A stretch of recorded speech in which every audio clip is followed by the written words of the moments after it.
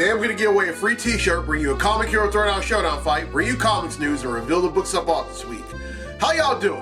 I'm Victor, and you are watching a Comic Hero Show. Now kick that intro!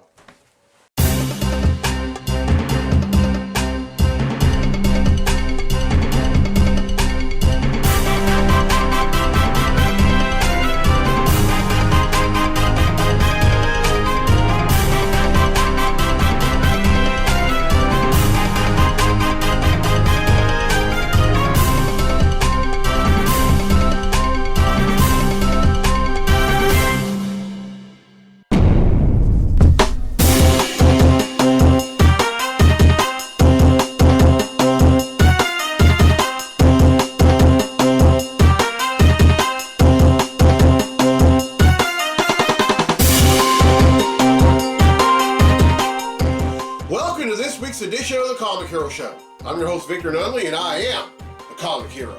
This month is Adoption Awareness Month. Now, adoption isn't just a one-time thing, it's a journey. And it's a very emotional and very beautiful and emotional experience. And it is so for those that are involved, especially the child and then the parent that's adopting the child. It's illegal. It's also a legal and emotional experience because families end up forming bonds of love and commitment. And I personally know some folks that were adopted, and I know some folks that have adopted children. And let me tell you, any story I hear about adoption is so beautiful to me, because I strongly believe no child should ever have to grow up without a parent. No child should, none. And this is an adoption themed comic hero team. Inside of the speech bubble, you have some hearts. Now, the white hearts represent any person throughout history who has ever been adopted, and then the light blue hearts represent the small percentage of children under foster care who are waiting to be adopted. Now, even though you hear so many stories about adoption, but then there's still foster children throughout the world who are waiting to find their forever home. And my heart goes out to all these children. And here on the left sleeve, you have the universal symbol of adoption and foster care, and then here on the right sleeve, you have the word adoption, and then forming a heart, different words that correspond with adoption, like love, family, child, parent. Really put a lot of effort and love into this because, I love people. I love y'all. I mean, I also love, and I especially love children because, children are most definitely a gift. And again, no child should ever have to grow up without a parent. And yeah. All right, it's time to give away a free t-shirt.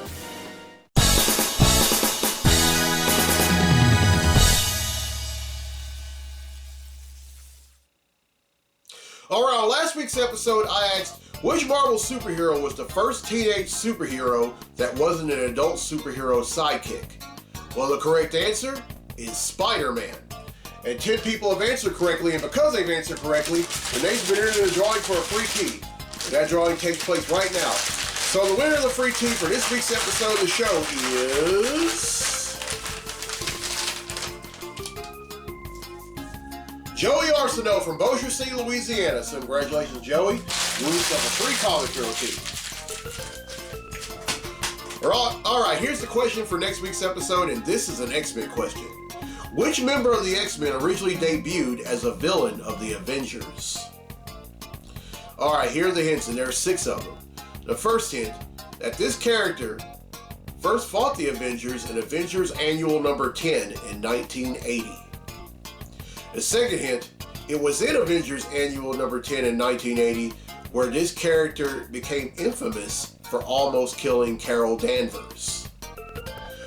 Alright, the third hint. This character became a member of the X-Men in Uncanny X-Men number 171 in 1983. Then the fourth hint, and this is a dead giveaway to everyone that reads comics and even everyone that watched the X-Men anime series from the 90s. This character is currently married to Gambit. You ought to know who that is now.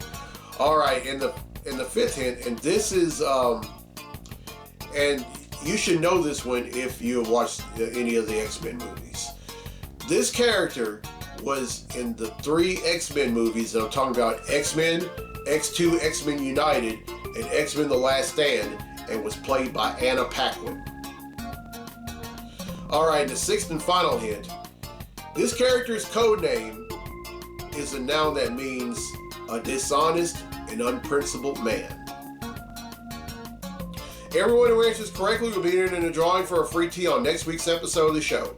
Alright, now D'Angelo Blue from Warren, Ohio has requested a Comic Hero Throwdown Showdown fight, and this one features an undead character from the comics going up against an undead character from the video games.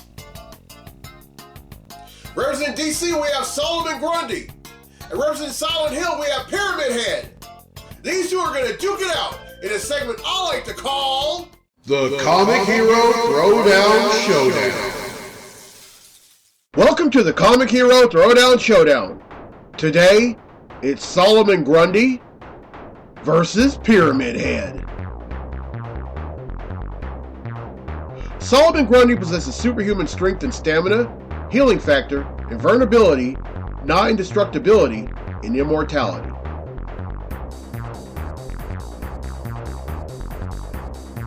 Pyramid Head possesses superhuman strength, durability, agility, reactions, and stamina, enclosing people, and immortality.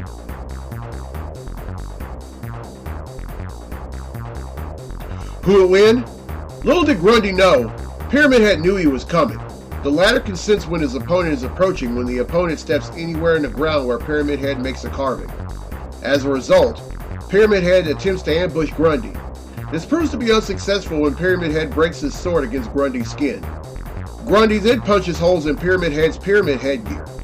As a last resort, Pyramid Head unmasks himself in order to terrorize Grundy with his true face, but Grundy isn't fazed at all. This sends Pyramid Head in a frenzy, and he abruptly kills himself. Solomon Grundy wins, and that concludes this fight on the Comic Hero Throwdown Showdown!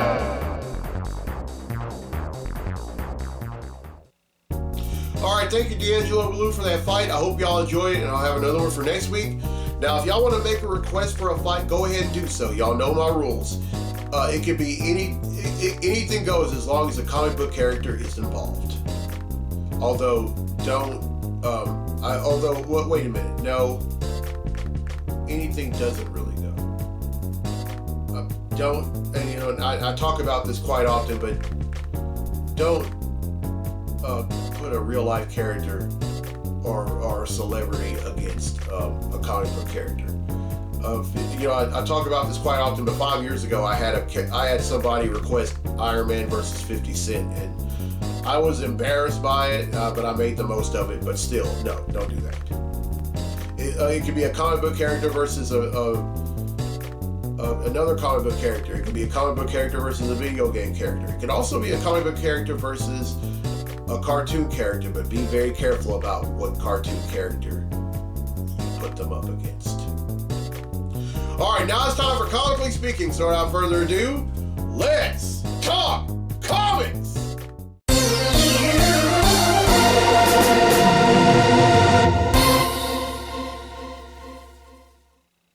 Alright, there's only one thing I'm going to talk about in this segment of Comically Speaking, and it's this. I recently got finished reading the final issue of the United States of Captain America. It was a 5-issue miniseries.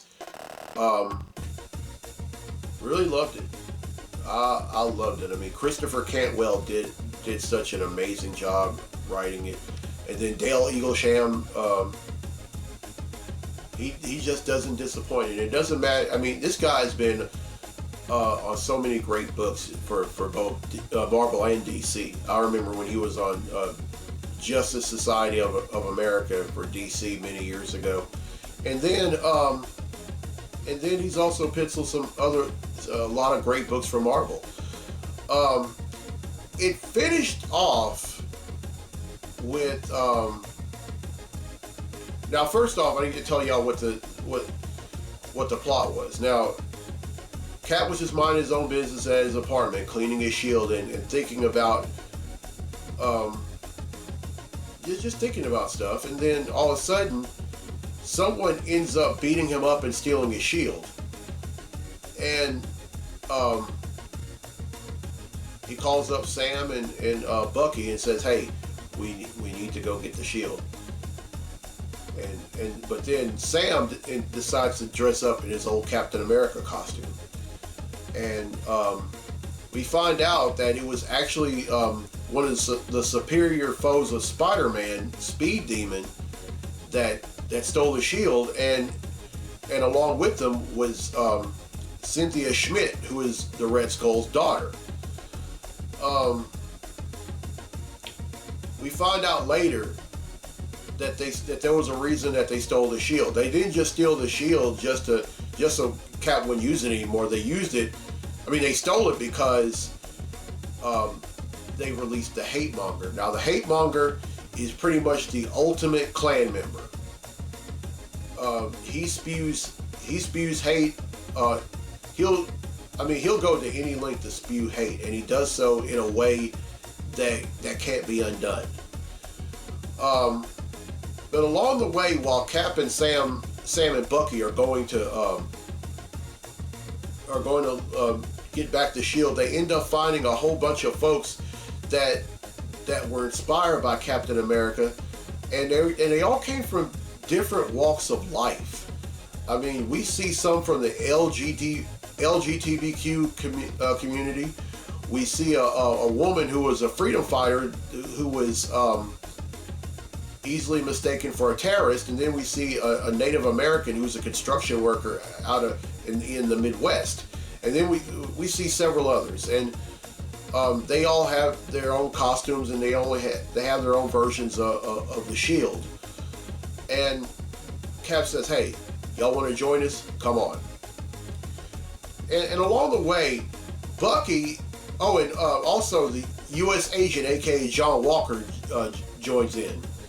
And along the way, Bucky, out of all of them, was the only one who did not wear their costume. He wore his Winter Soldier get up. And the only reason that he didn't want to do it was because he felt guilty about. He felt that he didn't really measure up to the mantle of Captain America in a suitable way. Although Sam says differently. He said, "Yes, you did." I mean, Bucky in the comics became Captain America shortly after Steve Rogers was presumed dead, and for the most part, he was all right. And I remember reading when he was Captain America, and he was all right. I mean, he was a little edgy, but he did the mantle of the Sentinel of Liberty, a lot of justice. And then there was a captain in the U.S. Air Force by the name of Jeremy Merrick, who was over the Hate Monger research and an incarceration program. As a matter of fact, he developed the tech to keep Hate Monger in prison, and somehow Cynthia ended up breaking him out. So, and the idea was that the Hate Monger was going to do a broadcast, and and say all the reasons why Captain America is bad for the world, and he was going to do so using the shield. But before he could do it, all the Captain Americas, including all the ones they met along the way, ended up stopping him. And then he was in prison inside the cube that Captain Jeremy Merrick had developed while he was in the Air Force. And I kind of wish this miniseries would become a monthly series, because Captain America isn't just a man in costume. It's an idea. It's a it's a group of principles, and I would love to see a mini series based on all these. I mean, not a mini series, but a monthly series based on all these people. But the next time we see Cap in the comics will be in a dual book called Captain America and Iron Man, which, by the way, I'm going to read. Really enjoyed this book, and there were a lot of folks that were not going to read it. Well, my thing is, if you slept on this book, you need to either go look for the miniseries. It's probably back issue. You can probably find some boxes in comic book stores, or you can wait for the trade paperback to come out. Great read. Very good read. Alright, that's it for Comically Speaking. Now let's get to the comics I bought this week. Comic books I bought this week.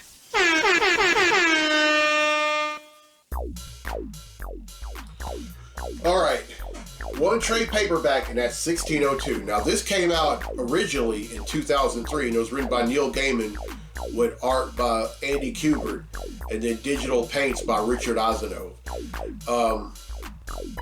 I'll be honest, this is a mini-series that I slept on. I was not interested in reading this mini-series at all. And this is a birthday gift from my friend Mandy Hooter from Bossier City, Louisiana, and her son Logan. And y'all, I love y'all. I thank y'all so much for this. I'm definitely going to read this. Oh, by the way, my birthday was earlier this week.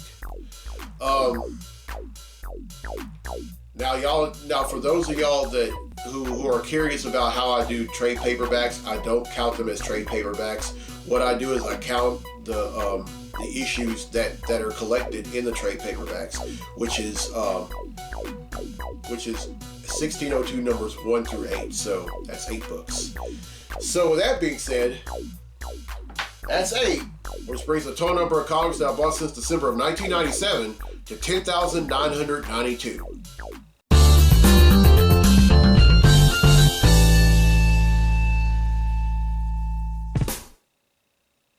Alright, well, I hope y'all enjoyed this week's episode. Here's a question again for a free tee for next week's episode of the show. Which X-Men member originally debuted as a villain of the Avengers? Now, here are the hints again. The first hint is that this character first fought the Avengers in Avengers Annual number 10 in 1980. The second hint, it was in Avengers Annual number 10 where this character became infamous for almost killing Carol Danvers.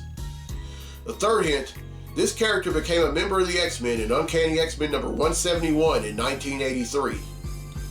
The fourth hint, this character is currently married to Gambit. The fifth hint, this character has appeared in the first 3 X-Men movies, and of course I'm talking about X-Men, X2, X-Men United, and X-Men The Last Stand, and was played by Anna Paquin.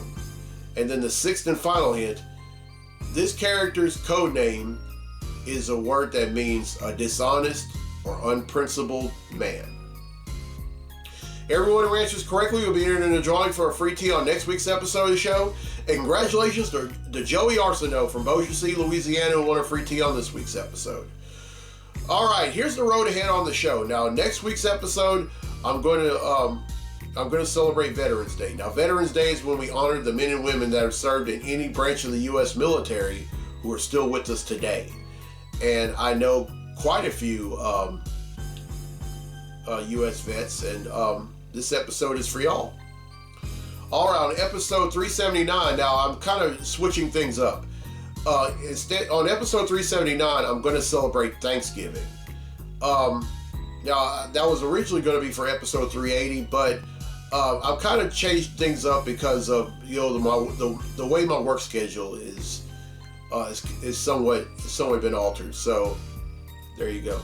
Then episode 380, on raising awareness of diabetes. And I personally know some folks that have diabetes, and this episode is for them. All right. Earlier this week was my birthday, and this episode that you're actually watching, at first, I was going to celebrate my birthday, but then one of my close friends had told me about this month being Adoption Awareness Month, and when they told me about that, something told me I needed to not celebrate my birthday, because for those of y'all that know me well enough, y'all know I go by the principle of others before self, and that's just how I am. I mean, I love lifting others up. I can't live with my. I'm probably one of the least self-preserving people you'll ever meet. I do not like being self-preserving. And self-preserving is another word for selfish. As the young kids would say, I ain't about that life.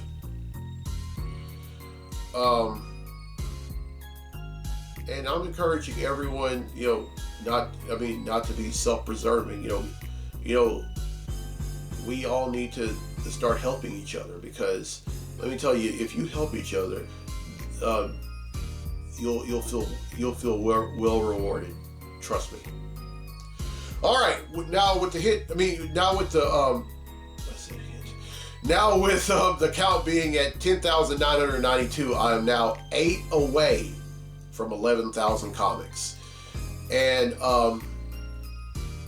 it would be a no-brainer to say that I'm probably going to get to that when I do episode 378. So here's what's going to happen. In years past, whenever I've gotten to the 1,000 mark, I've always made a shirt, but I never reveal it until I get to 11,000 comics. So what I've done, so what I'm going to do, just like I've always done, I'm going to. Oh, by the way, the shirt's ready. I'm going to put the shirt in a garment bag, and I'm going to take a picture of the garment bag. And your job, whether it's right here on YouTube, if it's here on YouTube, your job is to leave a positive comment.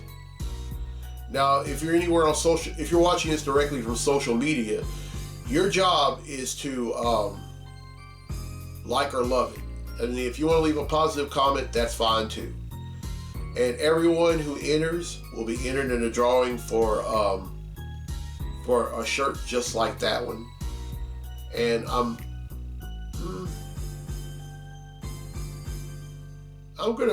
think I'm gonna draw probably 11 names. Yeah, 11 names. And really excited about this. Really excited about reaching this milestone. And some of y'all are probably thinking, "Wow, that's a lot of comics."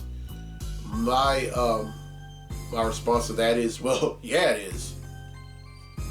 All right, I'm Victor Nelly on the Comic Hero. I'll see you next week for episode 378. So until then, be safe, be blessed, be a hero!